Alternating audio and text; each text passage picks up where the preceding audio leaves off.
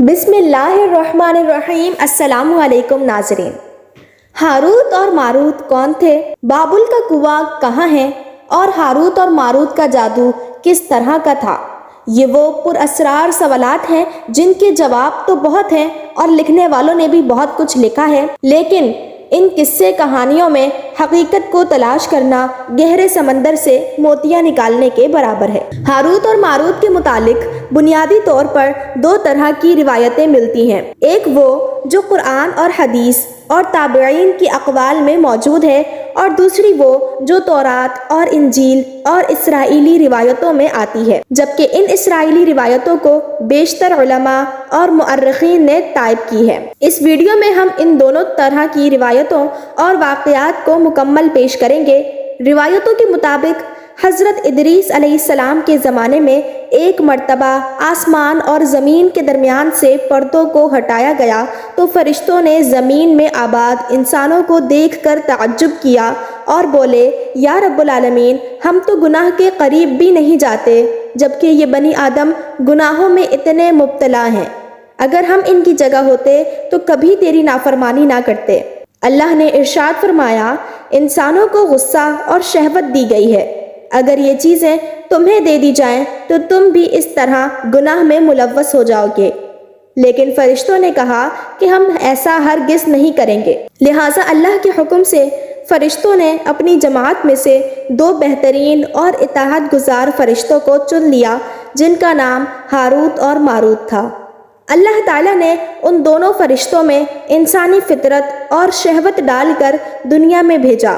وہ شہر بابل میں دو خوبصورت انسان بن کر آئے اور قاضی کے کام پر مقرر ہو گئے، جہاں وہ لوگوں کے درمیان فیصلے کیا کرتے تھے۔ ایک دن ان کے پاس ایک عورت اپنا مقدمہ لے کر آئی اور کہا کہ اس کا شوہر اسے بہت پریشان کرتا ہے۔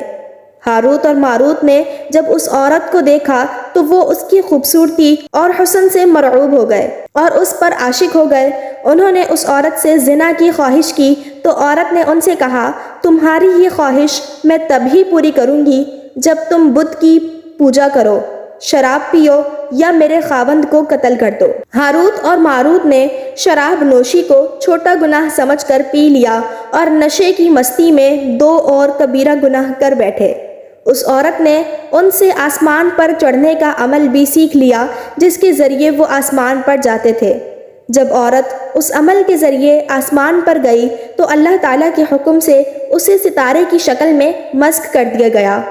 کیونکہ اس عورت کا نام زہرہ تھا، اسی لیے وہ سیارہ زہرہ کہلایا، جسے آج وینس کہتے ہیں۔ اس گناہ کی وجہ سے ہاروت اور ماروت خود وہ اسم اعظم بھول گئے جہاں سے پڑھ کر وہ آسمان پر جاتے تھے، اور بطور سزا انہیں بابل کے ایک کنویں میں الٹا لٹکا دیا گیا جہاں وہ تا قیامت یوں ہی قید رہیں گے۔ یہ ایک اسرائیلی روایت ہے جسے امام ابن کثیر اور فخر الدین رازی جیسے مفسرین افسانہ اور من گھڑت کہانی قرار دے کر سختی سے رد کر دیتے ہیں۔ وہی امام سیوطی جیسے علماء اس روایت کو مستند مانتے ہیں۔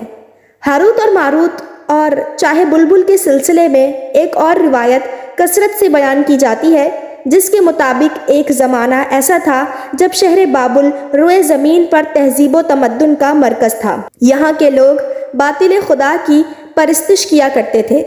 یہ لوگ اپنی قسمت ان سے وابستہ سمجھتے تھے، اس لیے علم نجوم اور علم فلکیات میں بڑے ماہر تھے۔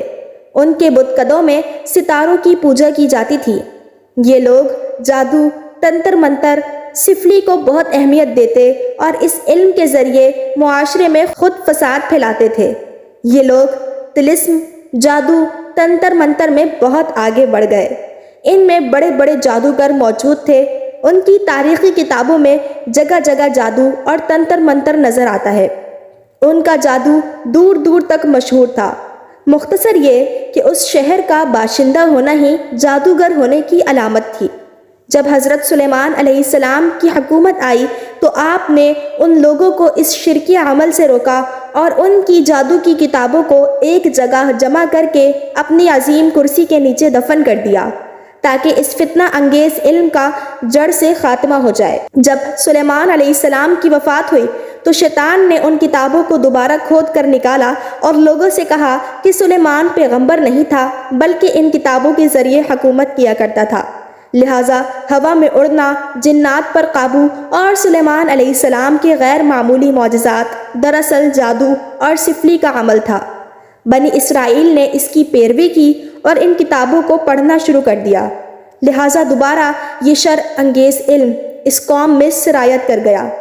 اللہ نے سلیمان علیہ السلام پر لگائے گئے الزام اور تہمت کی نفی کرتے ہوئے سورہ بقرہ میں فرمایا ہے، اور انہوں نے اس چیز کی پیروی کی جو شیطان سلیمان کی بادشاہت کے وقت پڑھتے تھے، اور سلیمان نے کفر نہیں کیا تھا لیکن شیطانوں نے کفر کیا، لوگوں کو جادو سکھاتے تھے، اور اس چیز کی بھی جو شہر بابل میں ہاروت ماروت 2 فرشتوں پر اتارا گیا تھا، اور وہ کسی کو نہ سکھاتے تھے جب تک یہ نہ کہہ دیتے کہ ہم تو صرف آزمائش کے لیے ہیں، تو کافر نہ بن۔ لہٰذا جب یہ سحر کا علم بابل میں عام ہو گیا اور لوگوں کی تکلیف اور پریشانی کا باعث بن گیا تو اللہ نے 2 فرشتوں کو انسانی صورت میں مامور کیا کہ وہ جادو کے عوامل اور اسے باطل کرنے کا طریقہ لوگوں کو سکھائے تاکہ وہ جادوگروں کے فساد اور شر سے محفوظ رہ سکے، لیکن یہ تعلیمات غلط مقصد کے لیے بھی استعمال ہو سکتی تھی۔ حالانکہ وہ فرشتے لوگوں کو تنبیہ کرتے تھے اور ان کے لیے صراحتاً کہتے تھے کہ یہ تمہارے لیے ایک طرح کی آزمائش ہے، لیکن پھر بھی وہ لوگ ایسے کاموں میں پڑ گئے جو انسانوں کے لیے ضرر اور نقصان کا باعث تھا۔ بعض عربی داستانوں میں اس کنویں کا ذکر بھی ملتا ہے جہاں کئی لوگ پہنچے اور ہاروت اور ماروت سے ملاقات کر کے جادو کا علم بھی سیکھا، جبکہ بعض مورخین کا کہنا ہے کہ عراق کے شہر حلہ کے قریب یہ کھنڈر میں موجود قدیم کنواں ہے جہاں سے بابل کی سرحد شروع ہوتی ہے۔ یہ اس کنویں کو ہی چاہے بلبل قرار دیتے ہیں۔